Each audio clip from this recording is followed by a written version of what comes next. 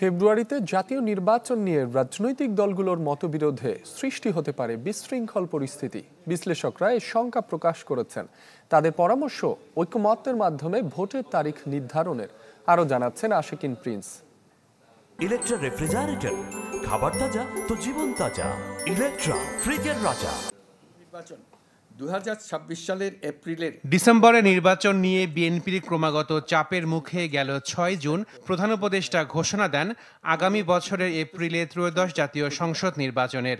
এর প্রতিক্রিয়ায় বিএনপি ক্ষুব্ধ হলেও স্বাগত জানায় জামায়াত ইসলামী ও এনসিপি। তারা কখনোই কোনো অবস্থাতেই আপনাদের এর পরের সপ্তাহে লন্ডনে বহুল আলোচিত বৈঠকে আগামী বছরের ফেব্রুয়ারির প্রথমার্ধে নির্বাচনের ব্যাপারে একমত হন প্রধান উপদেষ্টা ও তারেক রহমান।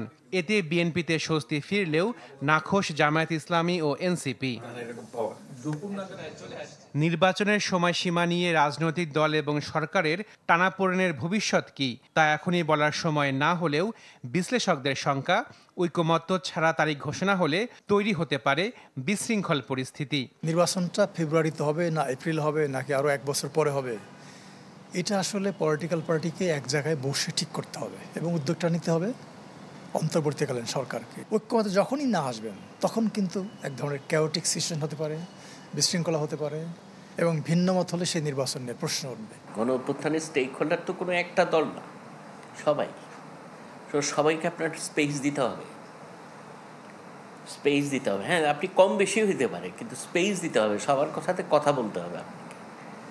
তো সেটা না করলে তো আপনি গণ অভ্যুত্থানের স্পিরিটের সাথে সবচেয়ে বড় বিরোধিতা হলো সাংঘর্ষিক অবস্থা হবে এইটা, যে যদি আপনি সবার মতামতকে সম্মান না করেন। নির্বাচনের তারিখ নিয়ে দূরত্ব কমাতে অন্তর্বর্তী সরকারকে রাজনৈতিক দলগুলোকে আস্থায় আনা তাগিদ দিলেন বিশ্লেষকরা। সাথে এও বললেন নির্বাচন কমিশনের সাথে সমন্বয় জরুরি। ভোটার লিস্টটা নিয়ে যেন কোনো প্রশ্ন না ওঠে, কারণ এখানে আওয়ামী লীগেরও ভোটার লিস্টে তো আওয়ামী লীগারদেরও নাম থাকবে।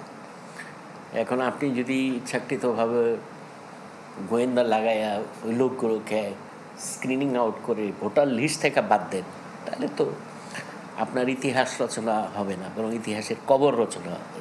তবে দুই বিশ্লেষকই বলছেন ফেব্রুয়ারিতেই সম্ভব ত্রয়োদশ জাতীয় সংসদ নির্বাচন।